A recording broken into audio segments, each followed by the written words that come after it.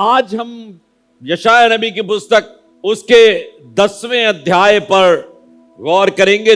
10वें अध्याय के 4 पद तक हमने पिछले बार बता दिया था, तो 5 पद से हम अब आगे बढ़ेंगे और आज का शीर्षक है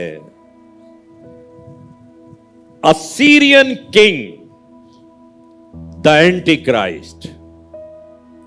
अश्शूर का राजा परमेश्वर विरोधी, एंटी क्राइस्ट, जिसका प्रकाशित वाक्य में जाकर बहुत ज्यादा जिक्र होता है। और नए नामे की बातों में, सुसमाचार के अंदर इस परमेश्वर प्रभु यीशु मसीह विरोधी का जिक्र पाया जाता है। तो यहां पर 5वें पद में लिखा हुआ है, अश्शूर पर हाय। ऐसा कहना जेबा नहीं देता, लेकिन जब मैंने इसका शीर्षक आपको बता दिया तो आप कह सकते हैं कि अश्शूर पर हाय। क्यों कहा? शीर्षक क्या है? Assyrian king the anti Christ. Assyrian king the anti Christ को तो हाय कह सकते हैं ना। किसी मनुष्य को वैसे ना कहिए, पता नहीं खुदा का बाप कब मौका दे दे बचने का, बचाने का, तो प्रॉब्लम हो जाए। लिखा हुआ है खुदा के कलाम में, मैं किसी भी गुनहगार की मौत से प्रसन्न नहीं होता। लेकिन खुदा का कलाम यशायाह नबी की मार्फत से कहता है अश्शूर पर हाय। ये कौन है अश्शूर? ये असीरियन कौन है? इनको जानने की आवश्यकता है। अश्शूर पर हाय, ये परमेश्वर के लोगों को परेशान करने वाले लोग हैं। ये परमेश्वर के लोगों को सताने वाले लोग हैं। एंटी क्राइस्ट जो है वो परमेश्वर के लोगों को सताता है। और लिखा है अश्शूर पर हाय। कौन कह रहा है? कौन कह रहा है? परमेश्वर कह रहा है। यशायाह भविष्यद्वक्ता के द्वारा कह रहा है। कौन कह रहा है? परमेश्वर कह रहा है। यशायाह भविष्यद्वक्ता के द्वारा कह रहा है। और परमेश्वर कह रहा है अश्शूर पर हाय। किसी शख्स पर हाय, फकी फरीसियों तुम पर हाय। तुम चूना फिरी हुई कब्रों के समान हो, जो ऊपर से तो सफेद और बड़े खूबसूरत दिखाई पड़ती हैं, लेकिन अंदर तुम में हड्डियां और सड़ाहट पाई जाती है। लेकिन आपको एक बात बहुत अच्छी तरीके से बता दूं, खुदा बाप ने कहा है अगर तुम चुप रहोगे तो पत्थर चिल्ला उठेंगे। खुदावंद के खादिमों ने कहा उनको रोक दे, क्योंकि वो भी यीशु मसीह का प्रचार करते हैं। ये सारी आयतें गौर करने वाली हैं। तो खुदा के खादिमों ने कहा कोई बात नहीं, काम करने दो, परमेश्वर का तो काम हो रहा है, उसको होने दो। तो उसने कहा अश्शूर पर हाय, जो मेरे क्रोध का लठ और मेरे हाथ में का सोटा है। जो मेरे क्रोध का लठ। ये वर्ष जो यहां पे बोली गई, ये 2 अंदाज प्रकट करती है। ये 2 अंदाज हैं खुदा के। मेरे क्रोध का लठ और मेरे हाथ का सोटा है। जब वो सोटे की बात करता है, तब वो अपनी कौम के संभालने की बात करता है। यीशु मसीह ने कहा अच्छा चरवाहा मैं हूं, और वो चरवाहा जो अपने हाथ में छड़ी लेकर चलता है ताकि उसकी भेड़ें परागंदा ना हो जाएं, इधर उधर ना भटक जाएं, सोटे से वो इधर उधर करके सीधे रास्ते पे ले आता है। और फिर लिखा है कि मेरे पास लाठी भी है, दाऊद कहता है, जिससे मैं शेर भेड़िए का शिकार करता हूं, फाड़ देता हूं, चीर देता हूं। तो अश्शूर जो मुखालिफ खुदा है, उसको भी परमेश्वर अपने लोगों के लिए ठीक करने का कारण बना देता है। समझ में आया? इतनी बात समझ में आई? अपने लोगों को, वो मेरे हाथ में का सोटा है। शैतान कई बार खुदा के लोगों के घरों में, कलीसियाओं में, जिंदगियों में प्रवेश कर जाता है। इसलिए बहुत होशियार रहिए। अगर इसकी आप पढ़िए 12वें पद से। इस कारण जब प्रभु सिय्योन पर्वत पर और यरूशलेम में अपना सब काम कर चुकेगा, तब मैं अश्शूर के राजा के गर्व की बातों का और उसके घमंड भरी आंखों का पलटा दूंगा। देखा, समझ में आया? अश्शूर पर हाय, मैंने उसे सोटे के रूप में इस्तेमाल किया है आपके जीवन के ऊपर, अपनी कौम के जीवन के ऊपर।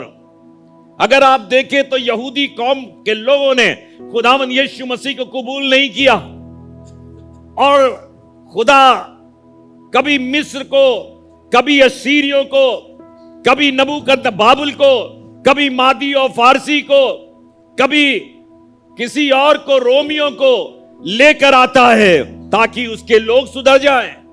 लेकिन ये तमाम 7 बादशाहतें हो जाती हैं 8वीं एंटी क्राइस्ट की और नबी खुदावंद यीशु मसीह की। ये सारी हो जाती हैं, लोग नहीं सुधरते।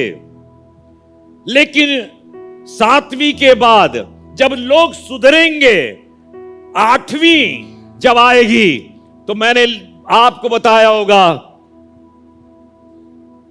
हरमगदोन की लड़ाई का जिक्र किया था उस समय मैंने, और मैंने कहा था ये लड़ाई लंबी नहीं खिंचेगी, ये लड़ाई सिर्फ मात्र 1 दिन की होगी, ये मात्र 1 दिन की होगी।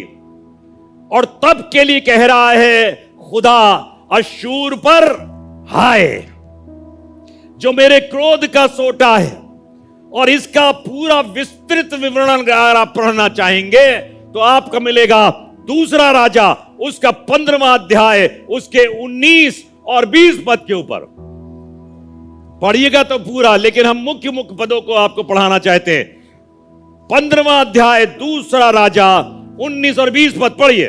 अश्शूर के राजा पूल ने देश पर चढ़ाई करी और मनहेम ने उसको 1000 की कार चांदी इस इच्छा से दी कि वो उसका सहायक होकर। ये यहूदा के लोग हैं, इजराइल के लोग हैं, ये अश्शूर के राजा को वो घूस दे रहे हैं। मेहरबानी से हमको कई बार ऐसा नहीं होता, जैसे एक बात सुनिए, थोड़ा सा ध्यान दीजिए मेरी तरफ। हम घूस की बात कर रहे हैं, घूस को जरूर समझना चाहिए। इजरायली लोग कहते थे कि हम ईंट बनाकर खुश हैं, लेकिन जब मूसा गया फिरौन बादशाह से बात करने के लिए और उनसे कहा मेरे लोगों को जाने दे ताकि जंगल में जाकर सेवा करें, तो उसने कहा लगता है ये लोग काम चोर हो गए, इनके पास काम कम है। तो उसने सरदारों से कहा कि तुम काम को बढ़ाओ, अब इनसे कहो भूसा और जितने लकड़ी पकड़ी ये सब लाया करें, मट्टी खोद के लाया करें। पहले ये प्रोवाइड हो जाती थी और वो लोग स्वयं ईंटें बनाकर, आग जलाकर उसे पका के दे दिया करते थे। और इस काम का दुगना काम कर दो, अगर 100 ईंट बनाते थे अब 200 ईंट बनाएंगे, ठीक है ना? तो क्या पढ़ा आपने यहां पर? अश्शूर के राजा पूल ने देश पर चढ़ाई की और तो मनहेम ने उसको 1000 की कार चांदी इस इच्छा से दी कि वो उसका सहायक हो जाए। फिरौन बादशाह जो परमेश्वर को लोगों का दुश्मन है, ये लोग कह रहे मूसा हमें क्यों ले आया, हम तो खुश थे, अगर वो 100 ईंट बनवाते थे तो ठीक, 200 बनवा रहे तो ठीक, भूसा ला रहे तो ठीक, नहीं ला रहे तो ठीक, घूस दे रहे हो। समझ में आया? घूस दे रहे हैं ये लोग, अश्शूर के बादशाह को घूस दे रहे हैं कि हम इतना चांदी देंगे, हम पर रहम कर दे, हम पर करम कर दे। लेकिन खुदा को ये 20वें पद में क्या लिखा है? ये चांदी अश्शूर के राजा को देने के लिए मनहेम ने बड़े बड़े धनवान इजरायलियों से ले ली। अब मनहेम अगर आप इसके पैराग्राफ के पहले में पढ़ेंगे, पहले पदों में, तो पता चलेगा वो इजराइल का बादशाह है। इजराइल का राजा, वो इजराइल का बादशाह है। उसने किसको घूस दी? अश्शूर को। ठीक है, हाँ, फिर क्या लिखा है? मनहेम ने बड़े बड़े धनवान इजरायलियों से ये ले ली। हाँ, ले ली। एक एक पुरुष को 50-50 शेकेल चांदी देनी पड़ी। हर एक को। अब सारे लोगों से, सारी जनता से, भाई हम कहां से लाएंगे? तो हमने कहा तुम लोग सब दो, सारे लोग दो। खुदा ने अपनी कौम को बनाया इसलिए था, जब इजराइल से निकल के, मिस्र से निकल के आ रहे थे, कि तुम अन्य लोगों को लूट लेना, सोना चांदी तुमको बाग फिरात दे दिया करेंगे। लेकिन यहां उल्टा हो रहा है। उल्टा हो रहा है। क्या हो रहा है? हमको लूटा जा रहा है और हम अश्शूर के राजा को दे रहे हैं। चलिए, उस यशाया नबी की पुस्तक 10वां अध्याय। इजराइल के बचे हुए लोग हाँ, और याकूब के घराने से भागे हुए हाँ, अपने मारने वाले पर हाँ, फिर कभी भरोसा ना रखेंगे। हाँ, क्या लिखा भाई साहब? फिर से पढ़िए। उस समय इजराइल के बचे हुए लोग और याकूब के घराने के भागे हुए, ये सब एक ही तो है ना। मैंने पिछली बार बताया था, इजराइल के लोग और याकूब के घराने के भागे हुए लोग। अंतर है क्या? कुछ नहीं, सिर्फ समय का अंतर है। समय का अंतर है। कभी याकूब का घराना, कभी इजराइल का घराना। तो ये बचे हुए लोग क्या कर रहे हैं? अपने मारने वाले पर फिर कभी भरोसा ना रखेंगे। अब भरोसा नहीं रखेंगे। चलिए, परंतु यहोवा, ये क्या हुआ? ये क्या हुआ? अभी तक सोटा चल रहा था, अब लठ चलने लगा। क्योंकि खुदा कह रहा है, अश्शूर पर हाय, जो मेरे क्रोध का लठ है और मेरे हाथ का सोटा है। ये एक समय है जब सोटे का काम करेगा, एक समय है जो लठ का काम करेगा। आपको बताऊं, वो इजराइल को ज्यादा पढ़ाने का समय नहीं है। इजराइल को ऐसे ही समझिए, और याकूब को संभालने के लिए ताड़ना देने का कारण अश्शूर बनेगा। अगर आज आपको मालूम है, मैं बहुत बार प्रीच कर चुका हूं, खुदा की कौम इजराइल सारे दुनिया में तितर बितर हो गई। सारी दुनिया में, ये पता है ना, सारी दुनिया के देशों में तितर बितर हो गई। तो ये किसका काम? खुदा का काम। लेकिन शैतान के मार्फत से खुदा ने इस काम को कराया कि उसकी कौम सारी दुनिया में तितर बितर हो गई। और क्या लिखा है? वो मेरा क्रोध है, वो मेरा क्रोध है। इसलिए प्रभु सेनाओं का यहोवा यूं कहता है, इसलिए प्रभु सेनाओं का यहोवा यूं कहता है, हे सिय्योन में रहने वाली मेरी प्रजा, हे सिय्योन में रहने वाली मेरी प्रजा, अश्शूर से मत डर। अरे अश्शूर से मत डर। चाहे सिय्योन में, ज़ायन में, खुदा के लोग, जो लोग उसके रहने वाले, वो कह रहा है तू अश्शूर से मत डर, चाहे वो सोटे से तुझे मारे और मिस्र की नाई तेरे ऊपर छड़ी चलाए, तू उससे मत डर, चाहे वो तुझे सोटे से मारे। समझ में आया? क्लियर हुआ? पहली लाइन, वो मेरे हाथ में का लठ और मेरे सोटा है। क्या लिखा? और जो मेरे क्रोध का लठ और मेरे हाथ में का सोटा है। तो जब तुझे अश्शूर मारे, आज भी लोग सताए जा रहे हैं, खुदा की कौम सताई जा रही है, तो वो कह रहा है तू बेटा डरना नहीं, वो तुझे सोटे से मारे और मिस्र की नाई तेरे ऊपर छड़ी उड़े। मिस्र में मिस्री लोग खुदा के लोगों पर छड़ी चलाते थे। लेकिन वो कह रहा मत डर। निर्गमन की पुस्तक पहला अध्याय 8वां पद पढ़िए। निर्गमन पहला अध्याय 8वां पद, जल्दी से। मिस्र में एक नया राजा गद्दी पर बैठा। हाँ, मिस्र में एक नया राजा गद्दी पर बैठा, जो यूसुफ को नहीं जानता अरे था। जो यूसुफ को नहीं जानता था। उसने अपनी प्रजा से कहा, ये याद है ना, बातें पढ़ी हुई हैं। यस, नया राजा गद्दी पर बैठा। यूसुफ उस राजा के सबब से बहुत भाग्यवान हो गया, बहुत उसको जगह दी गई, वहां पे कौम हमारी बढ़ने लगी, बहुत ज्यादा बढ़ने लगी। लेकिन यहां लिखा है वो उसे नहीं जानता था। फिर क्या लिखा है? उसने अपनी प्रजा से कहा, उसने अपनी प्रजा से कहा, देखो देखो इजराइल हमसे गिनती और सामर्थ में अधिक बढ़ गए हैं। अरे इजराइल हमारे सामने गिनती और सामर्थ में बहुत बढ़ गए। हाँ, इसलिए आओ आओ हम उनके साथ बुद्धिमानी से बर्ताव करें, हम उनके साथ बुद्धिमानी के साथ व्यवहार करें। कहीं ऐसा ना हो, कहीं ऐसा ना हो कि जब वे बहुत बढ़ जाएं, जब वो बहुत बढ़ जाएं, और यदि संग्राम का समय आ पड़े, हाँ, तो हमारे बैरियों से मिलकर, हमारे बैरियों से मिलकर हमसे लड़ें और इस देश से निकल जाएं। और इस देश से निकल जाएं।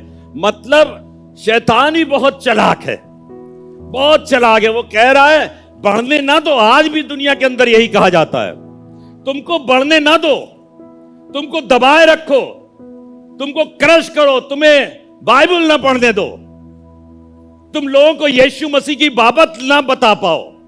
यह अश्शूर का काम है। लेकिन खुदा कह रहा है तुम उनसे डरना नहीं बेटा, बिल्कुल चिंता ना करना, तुम सेवा कर रहे हो, तुमको मैंने सेवा दी है। देखो सारी योजनाएं मैं बनाता हूं, मेरे योजना पर सब चीजें हैं, और तुम मेरी योजना के अंदर हो, तुम मेरी भली योजना के अंदर हो, तुम मेरी अच्छी योजना में हो। लेकिन अश्शूर पर हाय, वो बनी रहेगी, वो खत्म नहीं होगी। तुमको जो वो सोटे चला रहा है ना, ये मैं एक दिन उसके ऊपर लठ चलाकर बदला ले लूंगा, मैं उस पर लठ चलाकर बदला ले लूंगा। चलिए आगे चलते हैं, टाइम तो फिर बहुत कम रह गया। 6वां पद पढ़िए इसी का। मैं उसको एक भक्तिहीन, मैं उसको एक भक्तिहीन जाति के विरुद्ध भेजूंगा, जाति के विरुद्ध भेजूंगा, और जिन लोगों पर मेरा रोष भड़का है, जिनकर पर मेरा रोष भड़का है, उनके विरुद्ध उसको आज्ञा दूंगा कि छीन छान करे और लूट ले और उनको सड़कों की कीच के समान लताड़े। मैं उसको एक भक्तिहीन जाति के विरुद्ध भेजूंगा, और जिन लोगों पर मेरा रोष भड़का है, जिन लोगों पर मेरा रोष, किस पर रोष भड़क गया भाई? अश्शूर पर हैं? किस पर? वो भक्तिहीन है। मैं उसको एक भक्तिहीन जाति के विरुद्ध, यानी इज़राइल, यानी यहूदा, यानी याकूब का वंशज, मैं उसको एक भक्तिहीन जाति के विरुद्ध भेजूंगा और जिन लोगों पर मेरा क्रोध भड़का है। खुदा हमको देखकर क्या बहुत खुश होता है जब हम अपराध करते हैं, जब हम लोग पाप करते हैं क्या बहुत खुश होता है। और तभी तो तमाम हार्ट अटैक, कैंसर और फलाना और ढिकाना आता है और हम परेशान हो जाते हैं। कभी जानने की कोशिश नहीं करते हैं खुदा से, खुदा बाप ये क्या है, क्यों है। देखिए, जब परमेश्वर की योजना में कोई चीज होती है तो उसका नियंत्रण तो वैसे हमेशा उसके पास है, लेकिन ये अश्शूर जो है, शैतान उतना छूने नहीं पाता कि हमारी जान ले ले, हमें बर्बाद कर दे। ये नहीं हो सकता, ये नहीं हो सकता। लेकिन चीजें हमारी जिंदगी में आएंगी ताकि हम सुधरें। जब चीजें खराब हों तो सिर्फ खुदा से ना कहें खुदा बाप रहम कर, रहम कर, रहम कर। खुदा से कहें, खुदा हमें बताओ गलती कहां पर है,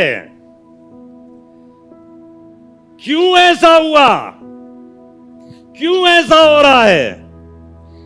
तभी तो कह रहा है मैं उसको एक भक्तिहीन जाति के विरुद्ध भेजूंगा, इजराइल के ऊपर भेजूंगा, यहूदा के। भाई आक्रमण कौन कर रहा है? अश्शूर कर रहा है।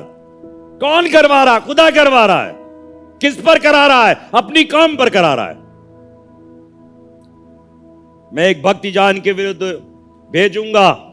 अगर आप पढ़ लें, जल्दी से इसके 7वें पद को पढ़ें। परंतु उसकी ऐसी मनसा नहीं। अरे बाप रे बाप, दया आ गई यहां पे तो। भक्तिहीन जात के विरुद्ध भेजूंगा, परंतु उसकी ऐसी मनसा नहीं है, नहीं है, ना उसके मन में ऐसा ना विचार उसके है। मन में ऐसा विचार है, क्योंकि उसके मन में यही है, क्योंकि उसके मन में यही है कि मैं बहुत सी जातियों का नाश, कि बहुत सी जातियों का नाश और अंत कर डालूं। हैं? अब ये क्या कह रहा है? परंतु उसकी ऐसी मनसा नहीं है, ना उसके मन में विचार है, लेकिन उसके मन में यही है कि बहुत सी जातियों को नाश कर डालें। ये सेंटेंस तो बड़ा अजीब है ना। एक तरफ नाश कर डाले और लेकिन ऐसी मनसा नहीं है। ये दो पार्ट में, ये सेंटेंस दो पार्ट में। वो जब यहूदा से बात कर रहा, जब इजरायली कौम से बात कर रहा है, तो कह रहा है उसकी ऐसी मनसा नहीं है। मैं तुमको नाश नहीं करना चाहता, मैं तुमको बर्बाद करना नहीं चाहता, क्योंकि उसके मन में यही है। अब ये सेकंड सेंटेंस है, क्योंकि उसके मन में यही है, कोरन लगा करके, कि मैं बहुत सी जातियों का नाश और अंत कर डालूं, शैतान और शैतान के राज्य का। भाई उसकी अपनी कौम तो यहूदी कौम है, यहूदा, इजराइल, उसके कौम तो ये है। लेकिन इसके अलावा जब कोई उसकी कौम में शामिल नहीं होता, उसके वंश में शामिल नहीं होता, उसके गोत्र में शामिल नहीं होता, तो क्या होता है? अन्य जाति होता है। वो अन्य जाति कहलाता है और कह रहा है मेरी तो मनसा ये है कि मैं उन तमाम जातियों का नाश और अंत कर डालूं। Praise the Lord, hallelujah. आपका नाश थोड़ी ना करना चाहता है। बीमारी आई है, नाश कर देंगे। कैंसर आया है, नाश कर देंगे। फलानी चीज है, नाश कर देंगे। नहीं, वो दुरुस्त करना चाहता है, वो सोटा मारना चाहता है। अश्शूर मेरे क्रोध का लठ है और मेरे हाथ में का सोटा है। वो आपको ना उसकी है। अब देखिए कितना मजा आ रहा है मुझे बता के कि आपको नाश करने की मंशा परमेश्वर की नहीं है। कहिए नहीं है। आपको नाश करने की मंशा परमेश्वर की नहीं है, लेकिन उसकी मंशा तो यह है कि वो बहुत से विरोधियों का नाश और अंत कर डाले। तो आपको किस में शामिल होना? ले पालक पुत्र बन जाना है। आपको क्या होना है? आपको यह हक ले लेना है कि हम उसे हे अब्बा और हे बाप कह के पुकार सके।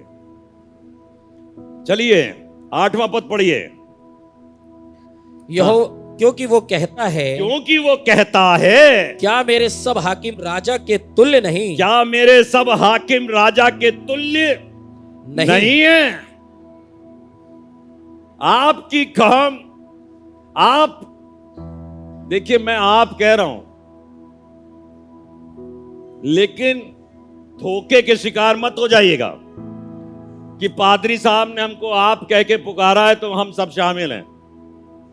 वो कौम जो परमेश्वर की कौम में शामिल हो गई, वो लोग हैं तो बहुत ढेर सारे। लिखा है वो कहता है क्या मेरे सब हाकिम। तभी तो वो अपने चेलों से कहता है तुम बादशाहत करोगे भाई, तुम राज्य करने के लिए बुलाए गए हो। इजराइल की कौमों को, उन 13 वंशजों को वो ताड़ना दे रहा है सोटे से। किस लिए? तुमको कोई ओहदा बख्शा है, तुमको कोई जगह दी गई है और तुम उस ओहदे को पहचान नहीं रहे हो, तुम उस जगह को पहचान नहीं बना रहे हो। किसी को पत्थर बना दिया, किसी को दरवाजे बना दिए।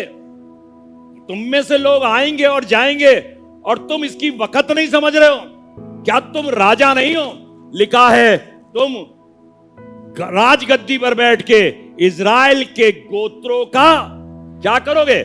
न्याय। कौन करता है न्याय? राजा। आने वाले समय के अंदर राजा के पास ये इख्तियार होगा कि वो खुद मुंसिफ बन जाएगा, वो खुद न्याय करने वाला बन जाएगा। यीशु राजा है, यीशु राज्य करता है, यीशु न्याय करता है, यीशु ही न्याय करता है। तो लिखा है क्या वो, क्योंकि वो कहता है क्या मेरे हाकिम सब हाकिम राजा के तुल्य नहीं है। 15वां पद बढ़िए, 15वां पद क्या कहता है? हाँ, क्या कुल्हाड़ा उसके विरुद्ध, हाँ, क्या कुल्हाड़ा उसके विरुद्ध जो उसे काटता हो, हाँ, डींग मारे। क्या कुल्हाड़ा उसके विरुद्ध? मैंने कहा ना पूरा अध्याय ऐसा ही है। क्या कुल्हाड़ा उसके विरुद्ध जो उससे काटता जो हो, उससे काटता हो, डींग मारे, डींग मारे। या आरी उसके विरुद्ध जो लकड़हारा है वो मार रहा है कुल्हाड़े से, तो कुल्हाड़ा कहे मैं ही हूं, तो खुदा कुल्हाड़े वाला कहेगा वे खामोश रहे, किनारे पड़ा रहे, ये तो मैं हूं जो तुझे इस्तेमाल कर रहा हूं। और क्या? आरी, और आरी उसके विरुद्ध, आरी उसके विरुद्ध जो उसे खींचता हो, जो उसे खींचता हो, बढ़ाई करे, बढ़ाई करे। हाँ, क्या सोटा अपने चलाने वाले को चलाए, सोटा अपने चलाने वाले को चलाए। अब आप बताइए, खुदा है जो कुल्हाड़ा चलाता है, खुदा है जो आरी चलाता है, खींचता है, खुदा है जो सोटा चलाता है, और उसके विरुद्ध जिसको जो चलाने में काम आ रहा है, यानी अश्शूर को खुदा ने सोटे के रूप में इस्तेमाल किया, अश्शूर को खुदा ने लठ के रूप में इस्तेमाल किया। तो अश्शूर कहे मैं ही मैं हूं। अब आगे आयतें पढ़िएगा, मेरे ख्याल से आखिरी पैराग्राफ है, आखिरी पैराग्राफ पढ़िए इसी अध्याय का, पढ़िए। वो आयात में आया है, वो आयात में आया है, और मिग्रोन में से होकर आगे बढ़ गया, और मैक्रोन में से होकर आगे बढ़ गया। आगे मिकमाश में उसने अपना सामान रखा है, मिकमाश में सामान रखा है। वे घाटी से पार हो गए, वे घाटी से पार हो गए। उन्होंने गेवा में रात काटी, उसमें गेवा में रात काटी, और रामा थरथरा उठा है। हाँ, शाऊल का गिबा भाग निकला है। हाँ, हे गलीम की बेटी चिल्ला, हाँ, हे लैशा के लोगों, हाँ, कान लगाओ, हाँ, कान लगाओ। हाय बेचारा अनातोत, हाँ, मदमेना मारा मारा फिरता है। हाँ, गेबीम के निवासी भागने के लिए हाँ, अपना अपना सामान इकट्ठा कर रहे हैं। हाँ, आज ही के दिन वो नोब में टिकेगा। अच्छा, तब वो सियोन पहाड़ पर और यरूशलेम की पहाड़ी पर हाथ उठाकर धमकाएगा। ये सब चीजें हैं जो अश्शूर बादशाह ने अपनी बादशाहत को हर जगह फैलाया। एंटी क्राइस्ट ने जितने भी नाम दिए ये जगहों के हैं, उन जगहों पे अपना राज्य, और इसका मतलब है अलग अलग, लेकिन इतना समय नहीं कि हम उसके ऊपर बहुत ज्यादा टिके जाके। हम सिर्फ इतना बता रहे हैं कि अश्शूर ने कहीं पे कुल्हाड़ा चलाया, कहीं आरी चलाई, कहीं छड़ी चलाई, कहीं कुछ चलाया, अपना राज्य स्थापित किया सब जगह। लेकिन आगे चलिए, देखो प्रभु सेनाओं का यहोवा, अब सुनिए, देखो प्रभु सेनाओं का यहोवा पेड़ों को भयानक रूप से छांट डालेगा। अब ये अश्शूर को बता रहा है ये जंगल है, यहां पर पेड़ ही पेड़ है, चारों तरफ उसने अपने साम्राज्य को फैला लिया है। ये ऐसा जंगल है जहां पे अश्शूर का राजा राज्य करता है। तो कह रहा देखो प्रभु सेनाओं का यहोवा पेड़ों को भयानक रूप में छांट डालेगा। ऊंचे ऊंचे एंटी क्राइस्ट, हर मकदोन की लड़ाई इस जगह पर है, जब वो सयोन पर चला जाएगा। आज तक यरूशलेम और दमिश्क के ऊपर किसी भी अन्य जाति का कब्जा नहीं हुआ, अर्थात अश्शूर का कब्जा नहीं हो पाया और ना हो पाएगा, ना हो पाएगा। खुदा का कलाम कह रहा है तब जब वो दिन आएगा कि वो सोचेगा कि मैं इसके ऊपर भी अपना कब्जा जमा लूं, तो वहां पे ये लड़ाई होगी और वहां पर खुदावंद यीशु मसीह फतेहमंद होगा, जयवंत होगा, प्रबल होगा। पढ़िए पादी साहब इस आयत को। देखो देखो प्रभु सेनाओं का यहोवा पेड़ों को भयानक रूप से छांट डालेगा, पेड़ों को भयानक रूप में छांट डालेगा। हाँ, ये पेड़ जो हैं ये अश्शूर के राजा को दिखा रहे हैं।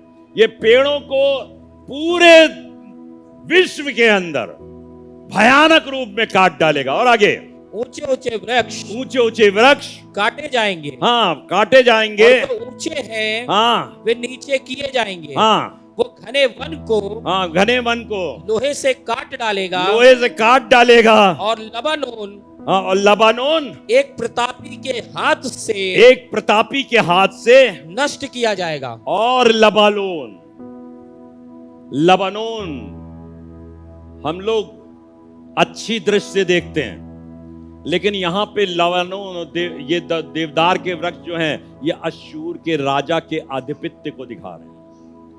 लिखा हुआ है और लबानोन एक प्रतापी, प्रतापी मतलब खुदावंद यीशु मसीह, एक प्रतापी के हाथ से नाश किया जाएगा, उसे जहन्नम की आग में डाल दिया जाएगा। खुदा के लोगों, मैं आपसे बाआवाज़े बुलंद कहना चाहता हूं, घबराने की जरूरत नहीं।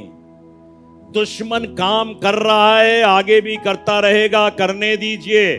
अपने आप को परमेश्वर के गोत्र में बनाए रखिए। किसी तरीके से अश्शूर के राजा अर्थात शैतान का आधिपत्य अपने ऊपर ना होने दीजिए। वो चालबाजी करके आपके जीवन में प्रवेश करना चाहेगा, लेकिन सोच विचार लीजिए, तब पूछिए अपने खुदा से, खुदा बाप क्या मैं तेरे साथ चल रहा हूं? क्या मैं तेरे साथ चल रहा हूं? मैं तेरे मार्ग पर चल रहा हूं? कहीं ऐसा तो नहीं है कि दुनिया की हवाओं ने, दुनिया की फिजाओं ने हमको गुमराह कर दिया है, हम गिर पड़े हैं और परमेश्वर अश्शूर को ले आए जो लठ के रूप में हमारे जीवन पे क्रियाशील हो जाए। वो चाहता है हम बचाए। देखिए, हम अन्य जाति लोग हैं, ये ध्यान रखिएगा, हम अन्य जाति लोग हैं, लेकिन जब ये वाले वर्ष लिखी जा रही है, ये आखिरी वर्ष पढ़िए। देखो प्रभु सेनाओं का यहोवा पेड़ों को भयानक रूप से छांट डालेगा, पेड़ों को भयानक रूप से छांट डालेगा। ऊंचे ऊंचे वृक्ष काटे जाएंगे। हाँ, जब ये वाला काम हो रहा होगा। हाँ, और जो ऊंचे नीचे किए जाएंगे, ऊंचे नीचे किए जाएंगे। वे घने वन को लोहे से काट डालेगा। हाँ, और लबानोन, जब ये काम किया जा रहा होगा तो कई चीजों का उस जगह पर अंत होगा। ये लास्ट लाइन बोल रहा हूं मैं। जब ये काम किया जा रहा होगा, उस समय जब एंटी क्राइस्ट को जहन्नम की आग में डाला जाने वाला होगा, जब सारी चीजों का अंत हो रहा होगा, तो आपको पता है किस किस चीज का अंत हो जाएगा और किस किस चीज का। शैतान का तो अंत होएगा ही, और किस चीज का अंत होगा? और चीज होगी आपके लिए उद्धार का मार्ग बंद हो जाएगा, वे ऑफ सेल्वेशन बंद हो जाएगी, आपकी बीमारियां खत्म हो जाएंगी, आपका आहो नाला खत्म हो जाएगा, रोना और विलाप खत्म हो जाएगा। This is the end, this is the end of the world. और मैं ये चाहता हूं कि जब उद्धार का मार्ग खुला हुआ है तो उस उद्धार के मार्ग को अपना लीजिए। जब परमेश्वर हमारे लिए एक छुटकारे के रूप में मौजूद है, जब उसका मामूली सा सोटा हमारे ऊपर चल रहा है, तो उस सोटे को कबूल करके कहे खुदा से, खुदा बाप मुझ पर रहम कर, खुदा बाप मुझ पर रहम कर, मैं इतना अच्छा नहीं हूं खुदा बाप कि तेरी ओर दृष्टि उठा सकूं। मुझ पर करुणा कर, मुझ पर दया कर, मेरे आंसुओं को देख। मैं अपने घुटनों पे आकर तौबा करता हूं, मैं विलाप करता हूं, अपनी परिस्थितियों को अपने जीवन से हटाता हूं। मुझे माफ कर दे, मुझे अपने वंश में शामिल कर दे। ये दुनिया का धोखा मुझे धोखे में जिंदा ना रखे। प्रचारक प्रचार करते रहेंगे और धोखे के शिकार हो जाएंगे। बहुत से दुआ करने वाले दुआ करते रहेंगे और धोखे का शिकार हो जाएंगे। बहुत से बाइबल पढ़ने वाले बाइबल पढ़ते रहेंगे और धोखे के शिकार हो जाएंगे। स्तुति प्रशंसा करने वाले स्तुति प्रशंसा करते रहेंगे और धोखे के शिकार हो जाएंगे। इसलिए खुदा से पूछिए, क्या खुदा बाप मेरी स्तुति प्रशंसा, मेरी दुआ, मेरी बाइबल तुझे पसंद आ रहा है? क्या मैं तुझे दृष्टि में ग्रहण योग्य हूं? अगर नहीं हूं तो खुदा बाप आज मुझे ग्रहण कर, इससे पहले कि तेरा प्रतापी दिन आ जाए और तू अश्शूर को उठाकर जहन्नम की आग में डाल दे।